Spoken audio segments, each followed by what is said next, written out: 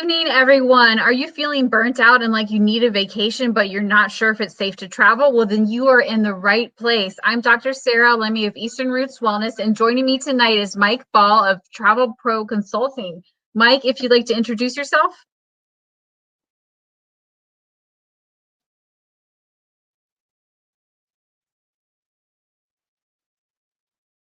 All right, looks like we're having a little bit of trouble, but yeah, so tonight we're going to talk about how safe travel can help reduce stress.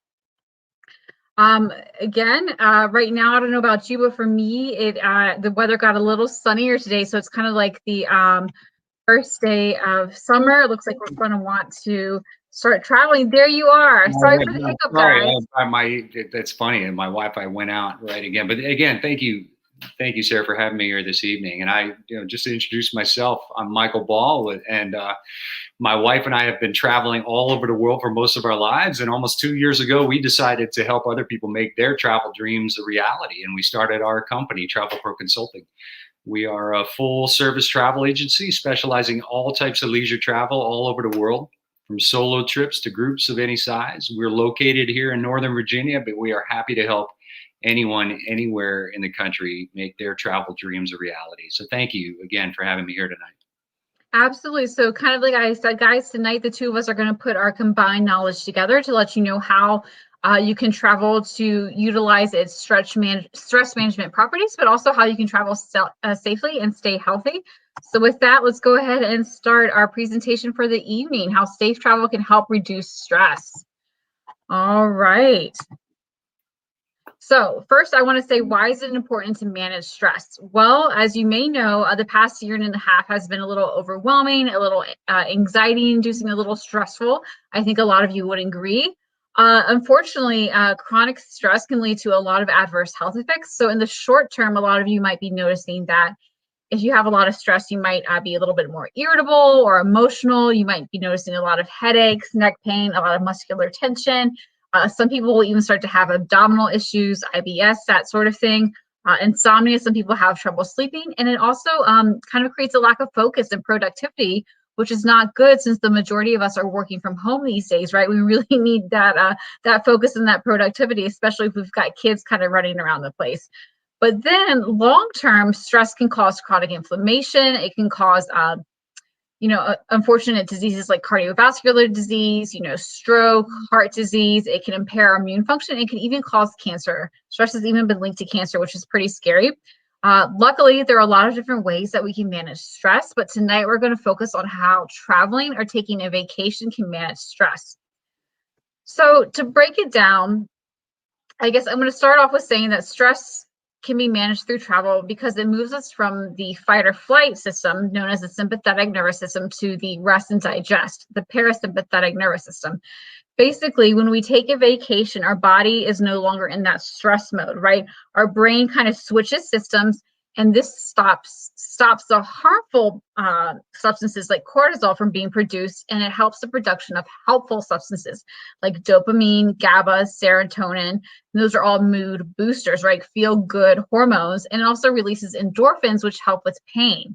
Another reason that travel can manage stress is because it engages or starts a change in scenery. And I think, Mike, you might be able to say this a little bit better than me.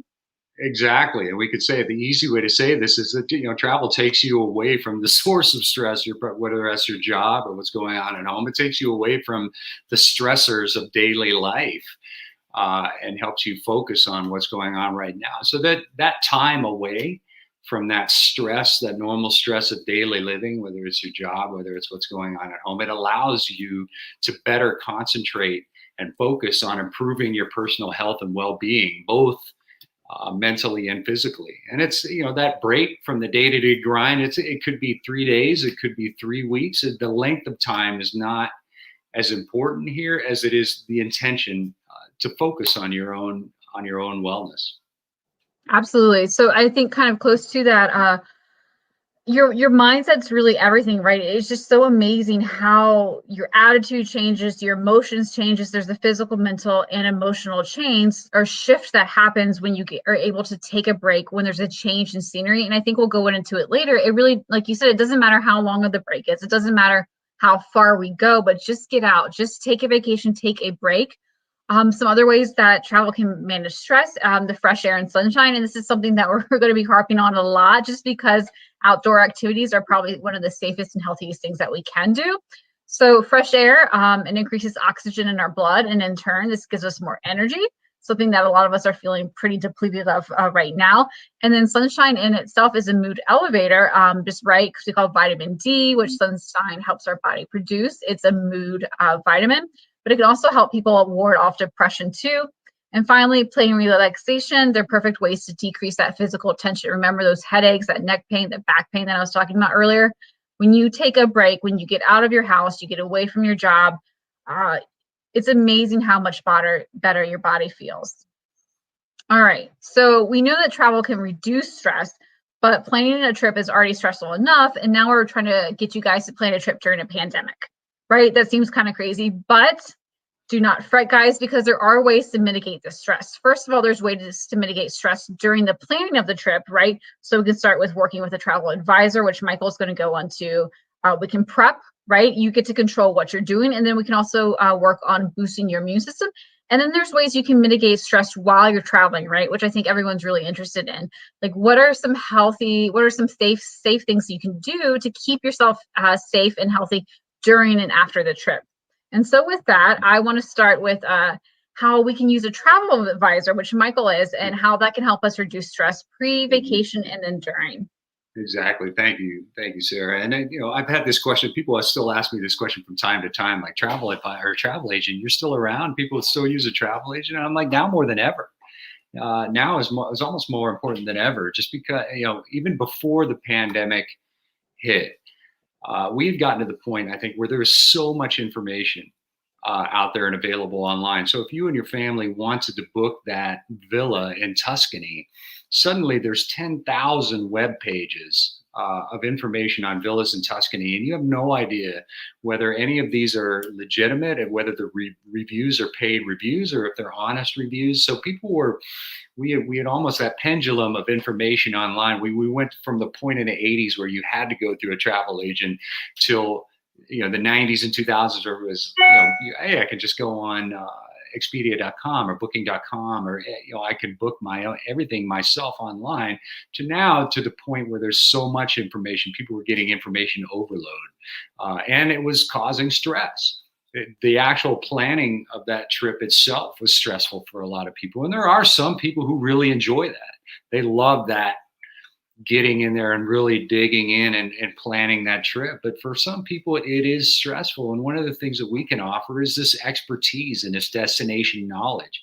Now, I've been traveling my entire life. I've not been everywhere, but I am part of a larger community of travel agents that if I have not been where you are going, I guarantee I know somebody who has.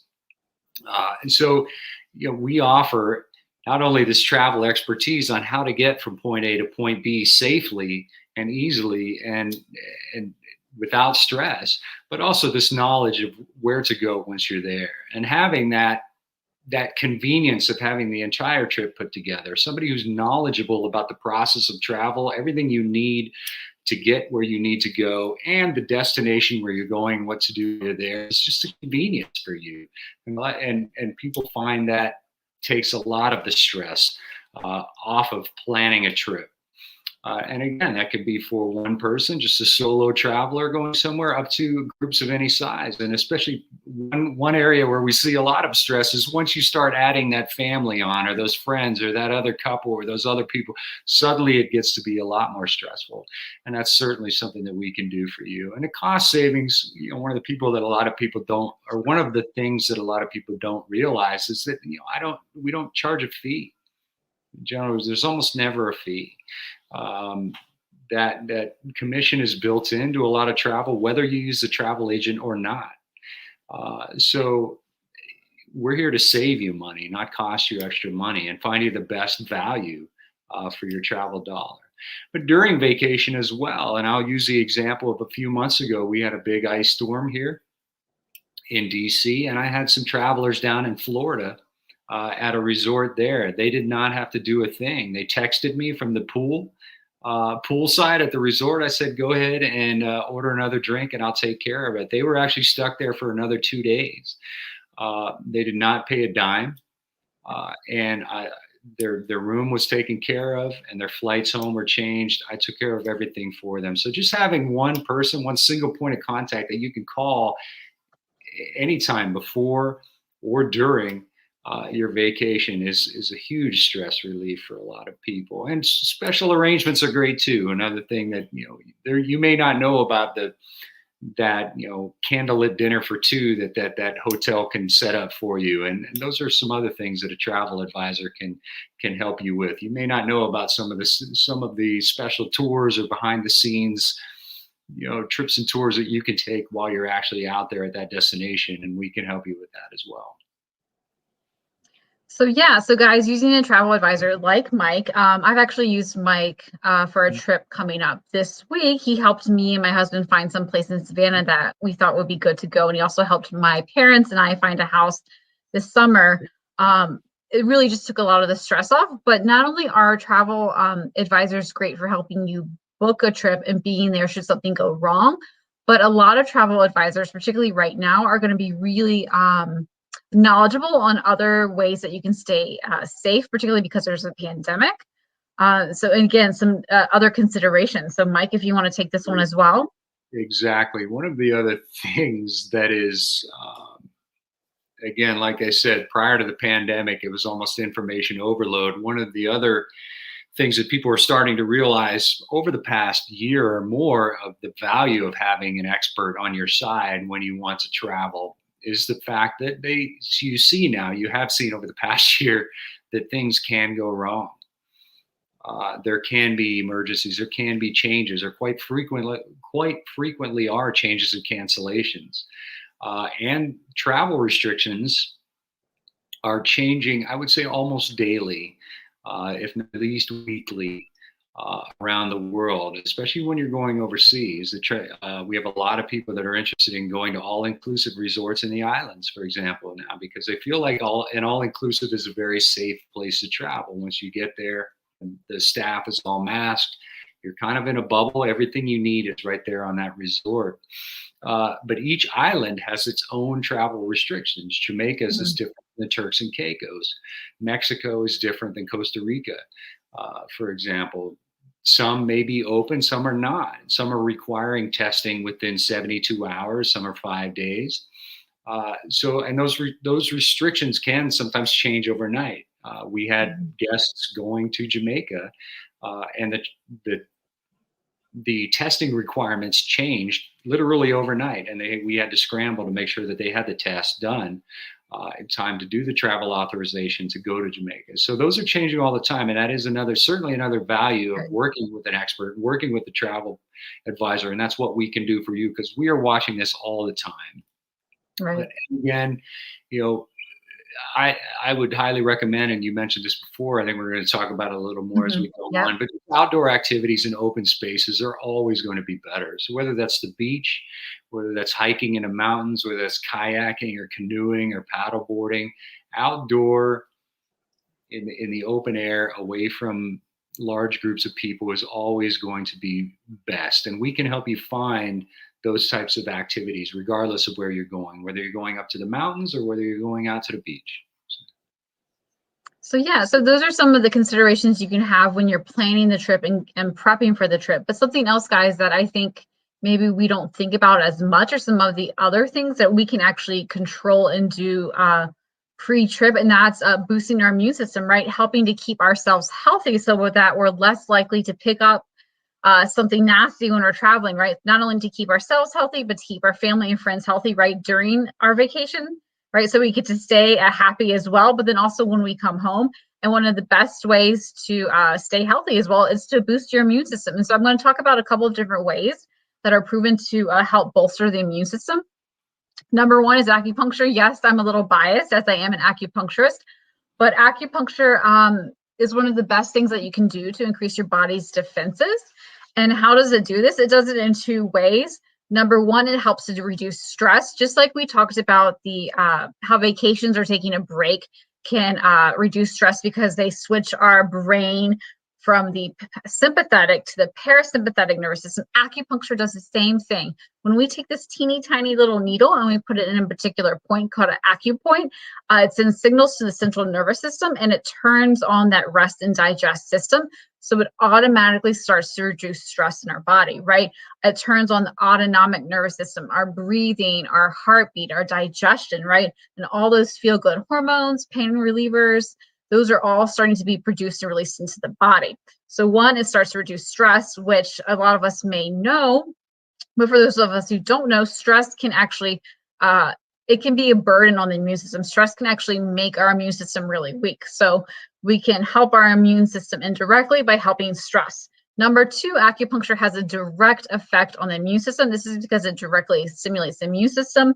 When we put those teeny tiny little needles again, not only is it turning on the rest and digest for stress, but it's also activating our immune system, which again is part of our autonomic nervous system. Studies have shown again and again that acupuncture is able to increase the number of different cells, immune cells in our body, including red blood cells, white blood cells, and T cells. It also has the ability to produce what are known as NK or natural killer cells, which is pretty awesome. And then this one study I want to say, there's this one study of 72 women who were shown to have immune system impairment, right? A poor immune system because they'd have a lot of stress, a lot of anxiety recently. And they wanted to see if these women experiencing the suppressed immune system from the anxiety would benefit from acupuncture. Well, the results showed that one session of acupuncture was able to appear in blood work within 72 hours of a single session, and that after a couple of sessions, that this immune boosting property of acupuncture lasted for 1 month, guys. So just think about that. You can get acupuncture and you could have a boosted immune system 3 days from now, or you could come in for a series of acupuncture and you can have a boosted immune system for the next month. So if you're traveling, I definitely encourage you to come in about a month before, even a couple of weeks before, get a few sessions, see if we can't help your body function better. So some other things, if you're not particularly fond of needles, or maybe you don't have that much time, because right, a lot of you guys are needing a vacation because you're so super busy. I get it. So one of the other things we can do is supplements. Woohoo, right? While it'd be fantastic if we all could get our 7 to 9 cups of produce a day, unfortunately, I know a lot of us can't. So there's some things we can do instead. These are all my, I guess, what my opinion on what I think is really good to take pre-traveling. I would say start taking these about 1 to 2 weeks pre-travel to really help bolster your immune system and make it less likely that you're going to catch a cold, or if you do catch a cold, that it's not going to be that severe. So some of the more important vitamins and minerals.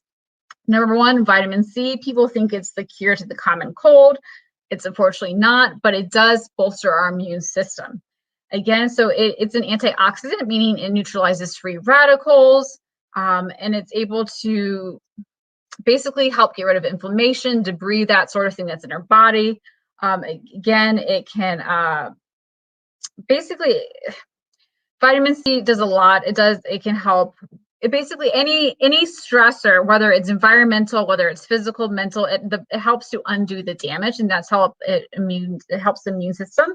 Now, the only thing I have is that the current recommended daily intake for vitamin C is about 75 milligrams per day for women, and about a little bit more for women who are pregnant, or a bit more for men. However, I want to say this, for adults, the tolerable upper intake level, UL, is 2,000 milligrams per day. And vitamin C is water soluble, which means that anything that your body doesn't need, it's going to go ahead and eliminate the next day, which is great. So it means it doesn't stay in the body. Now, one of the things is I wouldn't necessarily recommend that you have 2,000, milligrams of vitamin C every day. I think I probably take about 240 to 500 per day myself through supplements, and then I try to get some through natural sources, foods, right, citrus fruits, that sort of thing as well. But they do say that 500 to 1,000 milligrams per day of vitamin C is really good for bolstering the immune system. And then we have vitamin D. Again, we talked about this a little bit earlier. Vitamin D is the sunshine vitamin, right? Because the sunshine helps our bodies to produce vitamin D. Outside of sunshine, we need a supplement. It's not really found in foods. We can't produce it ourselves. Vitamin D, again, just like vitamin C, new research is showing that we actually need to up our increase of vitamin D. Unfortunately, there are a few different ethnic groups that tend to be more deficient in vitamin D, so that's something you need to figure out as well. And again, I think there's right now they're saying that we need to have 400 to 800 IUs of vitamin D. However, again, they're saying it's too low. They're saying that maybe consuming 1,000 to 2,000 IUs of vitamin D can help most people reach healthy vitamin D levels. Finally, we have zinc. Zinc helps your immune system as well as metabolism function. Again, this is something that can be found a little bit more in the diet than dailies, but again, it really just pairs well with the C, D, and zinc. Something that I like to add to my daily intake is for my respiratory health. And this is really important, particularly if you're someone who either catches colds easily, or if you get allergies or have allergies, or you may have allergies to wherever you're traveling. Again, which is why it's always good to look and to know where you're traveling to. So there's something called quercetin, bromelain, stinging nettle. Again, these are all really good for the respiratory health. There's really no recommended daily intake of these, but again, they usually just will come. Most of these three will actually come together usually in formulas. And they're fantastic for just helping to get your respiratory system functioning better, getting it stronger. Because again, if you think about it, our respiratory system is kind of like our first line of defense when it comes to our immune system, right? We have all the hairs and the mucus in our nose, all that sort of thing. So we want that to be functioning optimally, right? So things hopefully won't even get in, and what does get in, our body will be better equipped to handle it. Some people like to be a little bit more prepared, and then so they'll do something like echinacea or elderberry. Again, these are herbs. These are really good at helping to boost the immune system, and they're more preventative. So if you want to prevent getting something, these are great to take maybe the week leading up to traveling, not so much when you are sick. In fact, some people say that taking them while you're sick can have actually a negative effect. But again, nothing wrong in taking them. They can help, they might not help. But again, they're great at boosting the immune system. And then finally, I want to talk about a pre and probiotic. Why am I talking about a pre and probiotic for the immune system and stress and travel? Well, guess what, guys? 70% of our immune system is located in the gut. So if your gut is not good, if you are stressed, if you're eating inflammatory foods like a lot of sugar, processed foods, fast foods, you need to make sure your gut health is good, right? That can have so much impact on our immune system. That and the fact that we want things operating smoothly, so to speak, right, when we're traveling, because I think sometimes some people tend to get a little constipated, they can get a little upset stomach. So making sure that your digestive tract is working properly before you go on a trip, never a bad thing. And again, I like to take these. I think I actually have one bottle. I know this sounds like a lot, but I actually have one bottle. I don't have it with me, that has a C, D, and zinc, as well as these 3 respiratory health herbs in it. And it's something I take every day. I actually make my husband take it every day as well. Now, if you really want to get into boosting your immune system, you can get into Chinese herbs. These are some of the herbal formulas that are more, I guess, well known for immune boosting. There's one that's called 5 mushrooms formula. So I think people have started knowing mushrooms recently, which is fantastic. Again, they're general tonic. They're useful for boosting the immune system. We have something called jade windscreen formula, which is something I take every day just because working at a clinic, right? I come into contact with a lot of people. Again, it's to boost the immune system, prevent illness.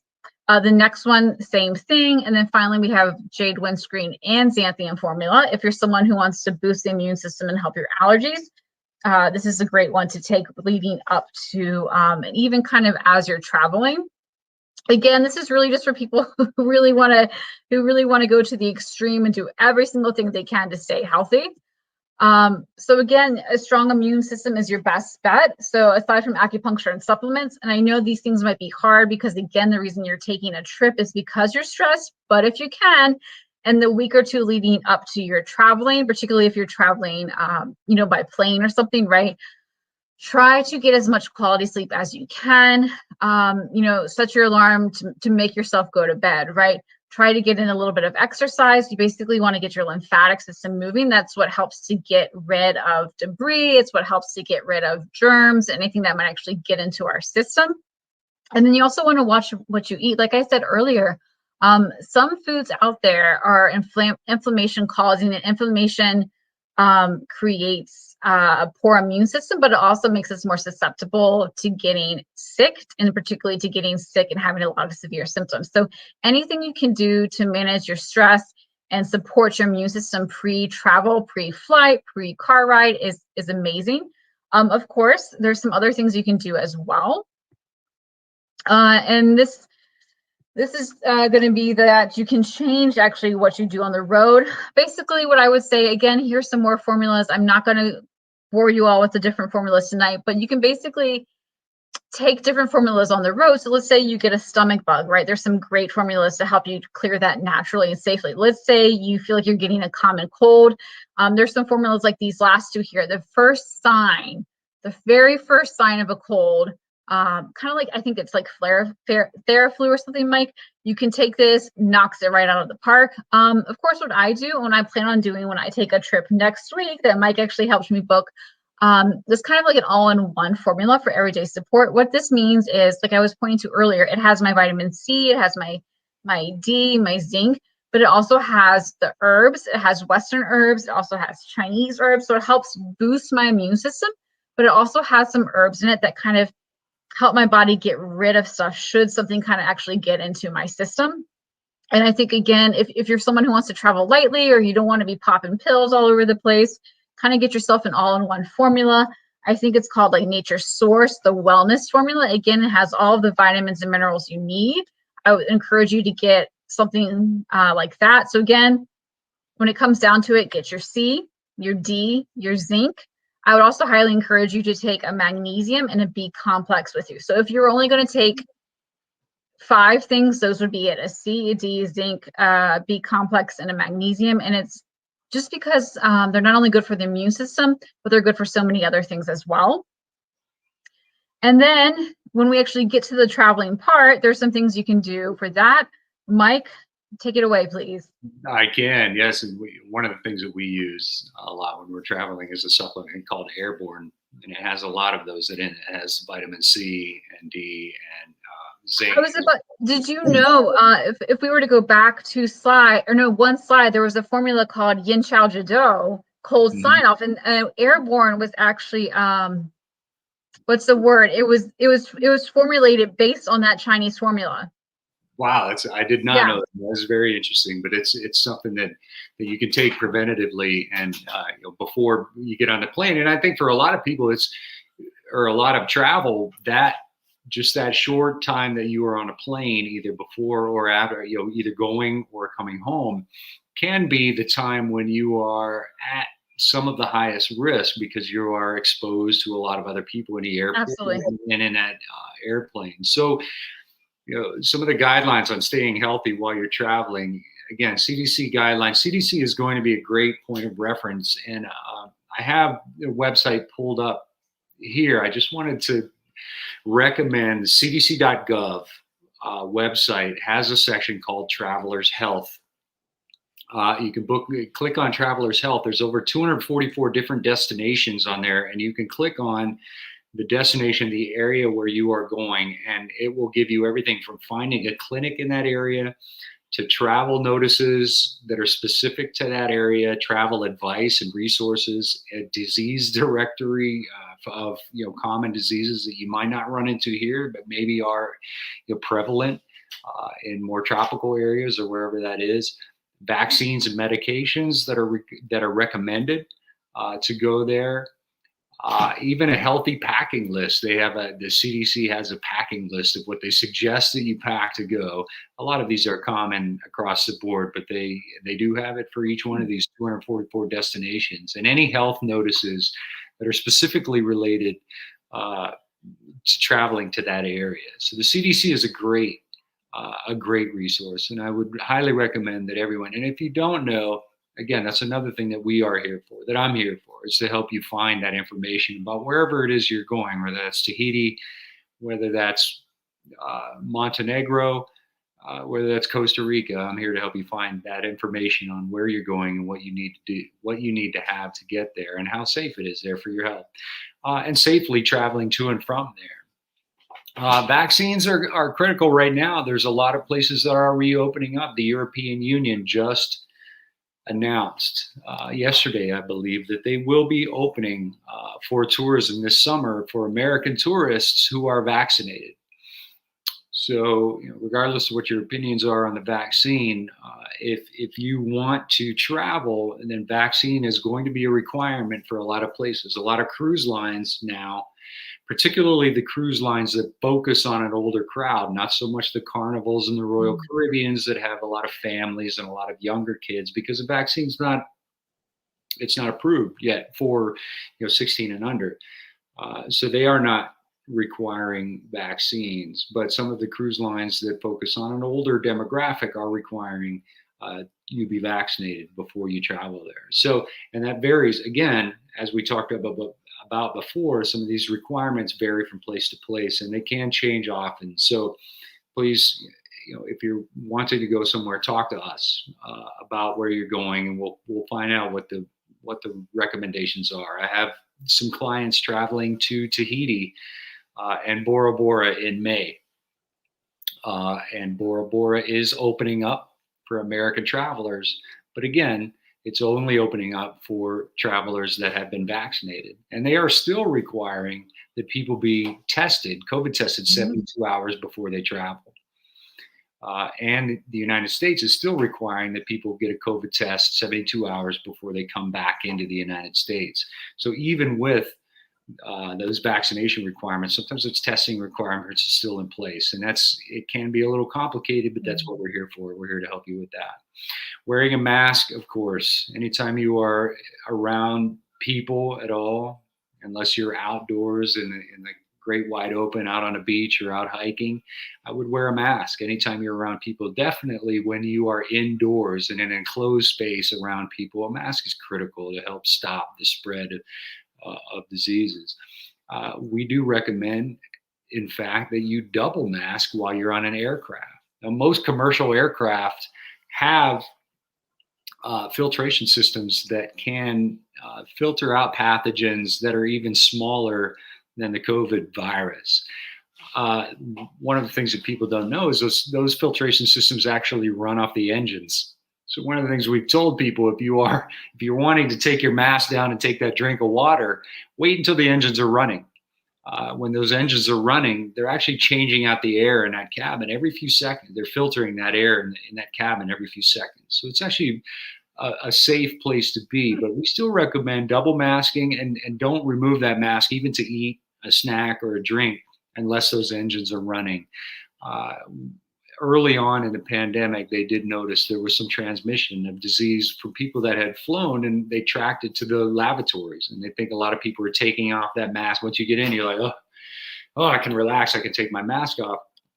No, leave that mask on all the time. And especially when you're in someplace like the lavatory, definitely be liberal with that hand sanitizer and those wipes. Now, when you get on a plane, I had like several of them around from the last time we flew. They hand you one of those wipes, and you wipe down everything that you're going to touch, the armrests, you wipe down the tray table. I would hang on to that and just wipe down anything that you're going to touch in the latrine as well. Use that hand sanitizer all the time. Keep it on you.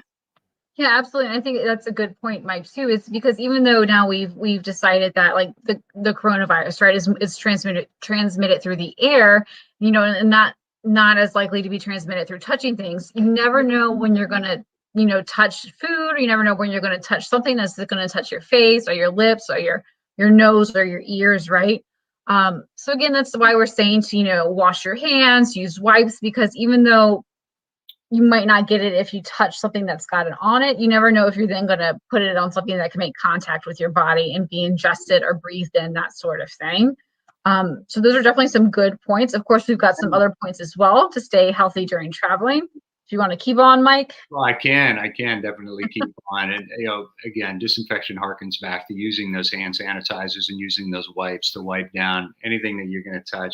My personal feeling is, and I don't know if you agree with this or not, but I don't think hand sanitizer is a complete replacement for washing your hands. I think it's still important Yeah. You just wash your hands regularly. Yeah. Never pass up an opportunity. If you're walking by a sink, it's funny. We've traveled during this pandemic. We've traveled to Jamaica. We've traveled to Turks and Caicos. We traveled to Costa Rica.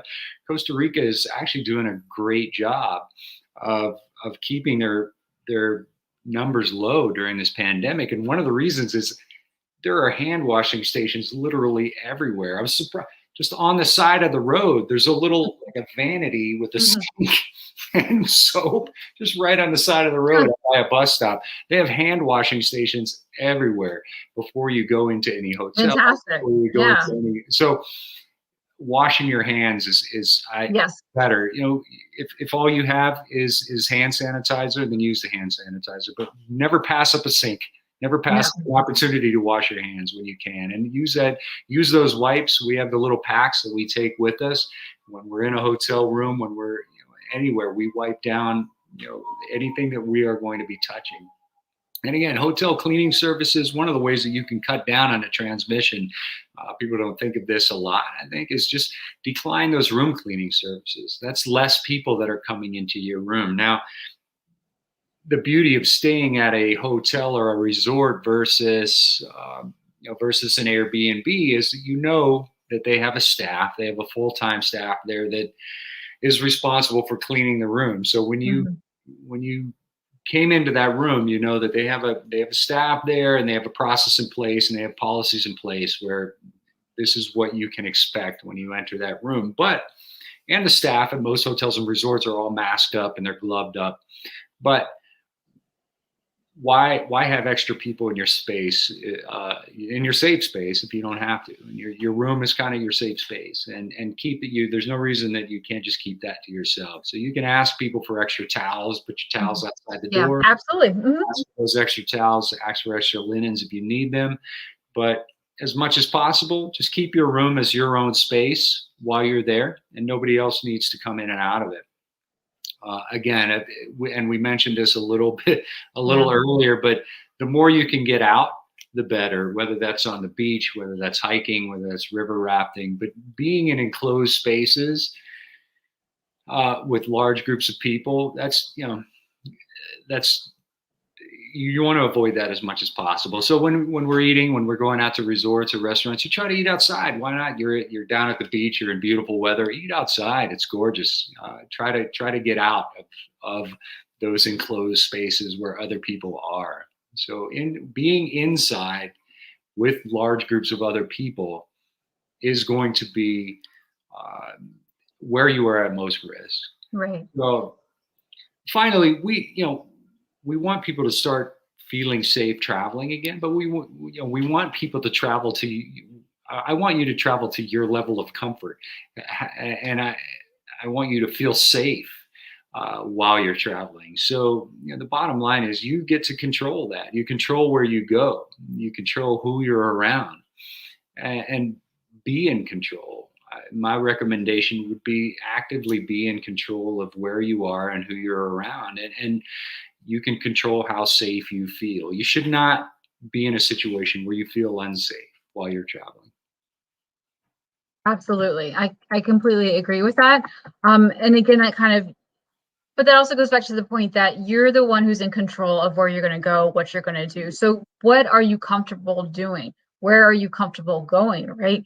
And that's kind of why we went over all these other tips and tricks, so to speak, about how you can mitigate the stress of planning the trip so that while you're actually on your vacation, all of that's taken care of. You feel comfortable, you're able to enjoy where you are, right? You're really able to get that relaxation, you're really able to get that stress management, right, from the trip. And just some other things I want to say is, again, not only is being outside versus indoors safer in terms of, say, like the coronavirus, right, but when you're outside, you're getting that sunshine, you're getting that fresh air, and like I talked about earlier, those boost your immune system naturally. Those start the production release of all kinds of neurotransmitters and chemical. You get so much impact from being outdoors. And again, you're more active, right? I think this past year, more of us were active than we've been like some have been in the past decade or so.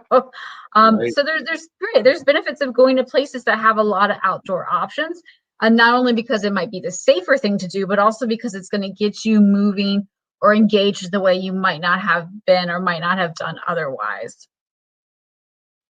All right. And then something that I really wanted Mike to talk about, because this is something that I've actually done a few times as well, is wellness travel. So what is it? So now we've talked about how travel can manage your stress, some ways to manage your stress, planning the trip, during the trip, staying healthy. But there are actually some people who are deciding, hey, I really do want to focus on being healthier. So Mike, once Right. again, take it away. Yeah, there's a big segment of the overall tourism industry focused on wellness tourism. It's still kind of a relatively new segment of the overall tourism industry, and you know, the pandemic has taken its toll on tourism globally. But sorry, I have a dog barking in the background. But,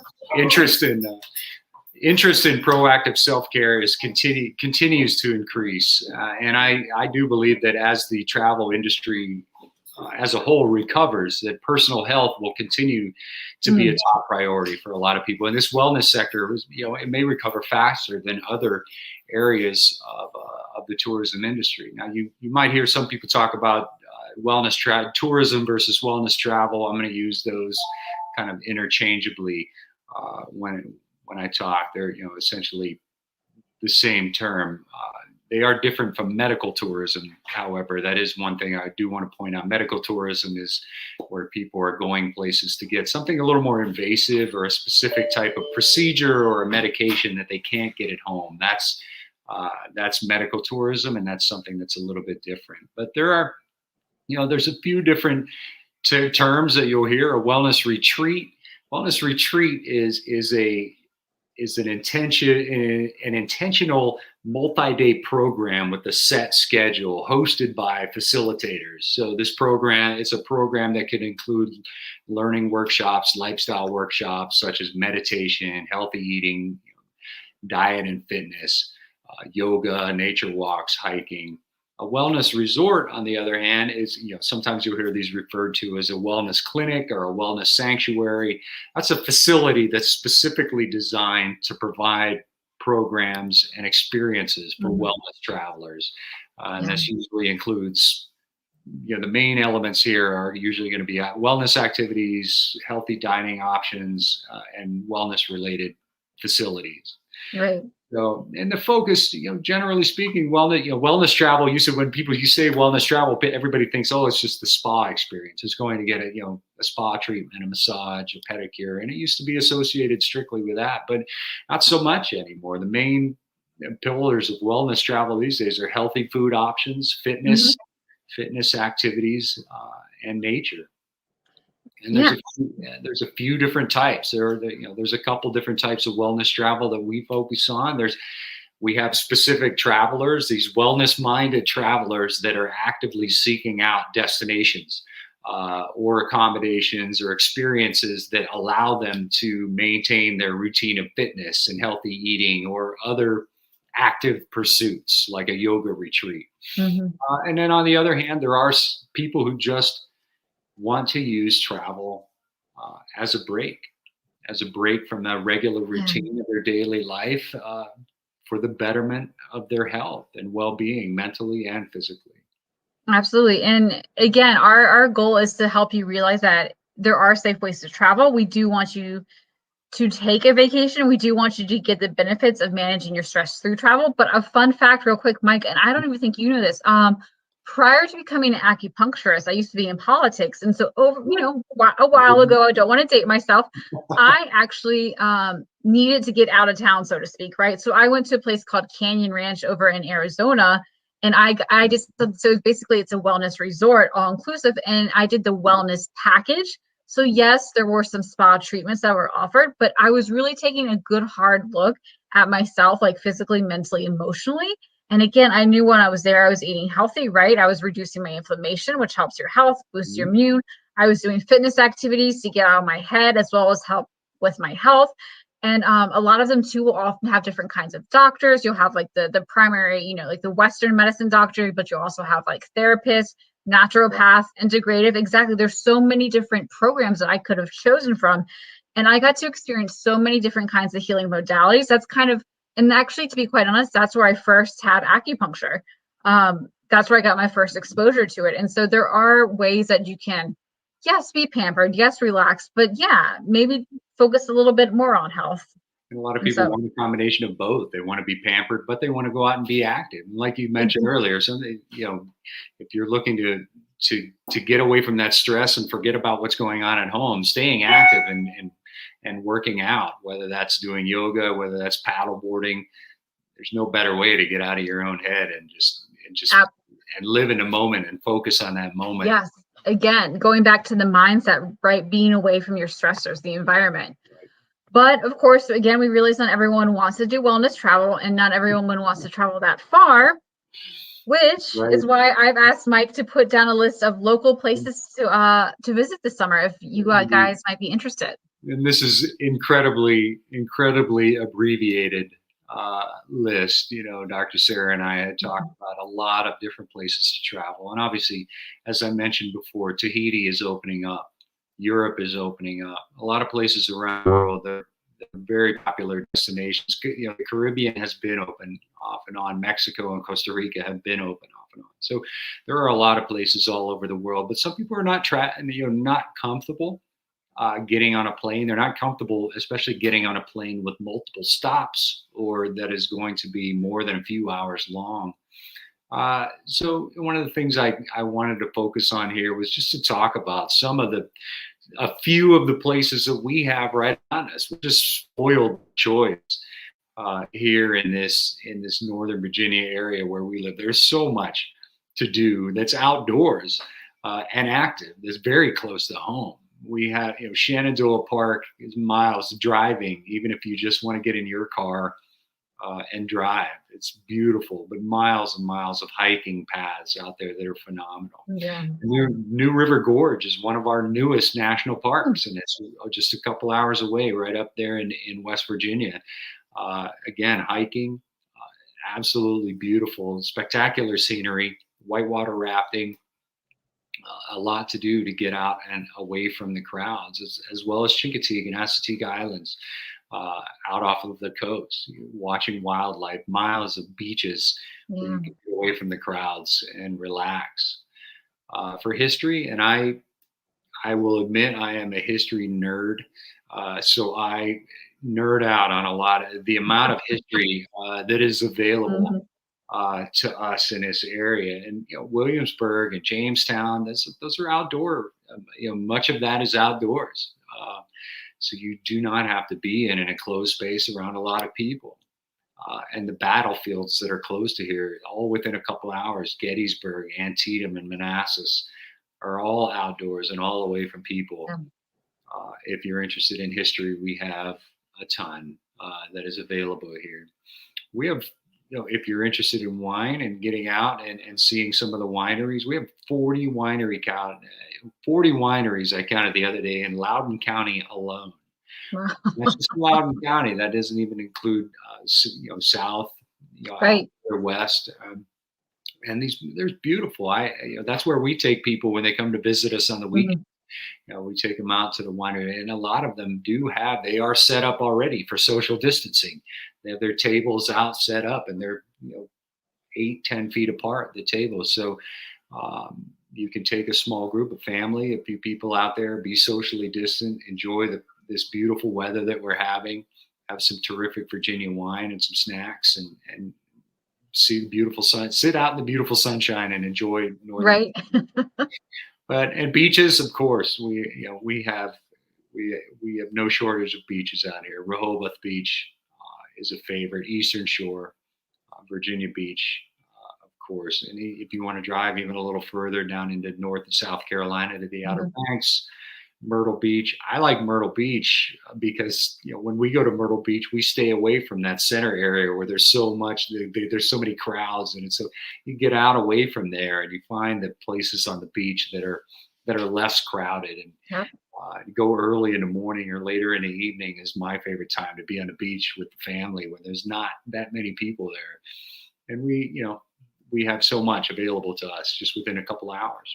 Absolutely. Resorts, if you're looking for that resort experience, if you're looking to be pampered, go sit in some natural hot springs and have that facial and have that massage. we have no shortage of that either. The Omni Homestead Resort is beautiful. My wife and I went there a couple of months ago. It's only about a 2-hour drive from Northern Virginia at the most, and that was in a snowstorm. So the Greenbrier, beautiful Hotel Hershey is nice. There's a lot to do up in that area too, Hershey and Lancaster, and that's only a couple hours from us. The Williamsburg Inn is beautiful. They have a terrific spa. And then the Cavalier Hotel and Beach Club down by Virginia Beach is phenomenal as well. And I'm happy to answer any questions on any of these places, and happy to help you get to any of these places. But it's a very short list, like we said, and a list of places that are just right here around us. This is just some examples of what we have available to us right here. Right. And everyone, please definitely take Mike up on his offer to answer any questions you have, because he really is like this vast source of knowledge when it comes to things to do, where to travel, where to go. Like I said, I actually reached out to him to help me with my own travel plans, as well as help my parents with their travel plans. It took the stress away from planning. B, he was able to help us get something in time right before everyone else decided they wanted to do something for the summer. And C, he knew some areas that I wasn't even aware of. So again, if you have any questions about where you can go, maybe like what the restrictions are, some things to do, you can obviously reach out to Mike Ball. It's mike.ball@cruiseplanners.com. And then if you have any just questions in general about being healthy, keeping your immune system boosted, you can absolutely reach out to Mike as well. You can reach out to me as well with that. But I guess that kind of concludes tonight's presentation. I hope you guys were able to take at least one little tidbit away from that. I don't know, Mike, if you had to give like one or two sentences to summarize what we went over tonight, what would you want to say? You can travel safely, and we want you to get out and travel again and enjoy not only what we have close to us, but even places further away. And you can do it safely, but it helps to have an expert on your side, an expert on your team that's helping you get where you need to go safely, and be safe while you're there and come safely home. And we want you to travel to your level of comfort. Right. And I think I'm going to kind of bounce it off what you said. Obviously, I encourage everyone to take a break. I don't care how far away from your house you go or not. I just want everyone to get out of their house. It has so many physical, mental, and emotional benefits for you. And if you're at all cautious or scared of being able to do so safely or in a healthful manner, there are plenty of ways to do it. Again, as you saw, Mike just briefly went over some places that are within a few hours of us. I mean, there are places that are probably even closer than that you can go to. And even if you do travel a little bit further, there are so many different steps you can take to guarantee that you'll have a safe time, a healthy time, a happy time. And again, guys, we are here for you. So if you have any questions, don't hesitate to reach out to us. Thank you so much for stopping by, learning about how to travel safely and how that can manage your stress. Because again, you've got to manage your stress, guys. And it's the summer, so what better time to take a break, especially since everyone's stuck at home. And with that, thanks again. Hope to talk to you all or see you all soon. Thank you. Have a good night.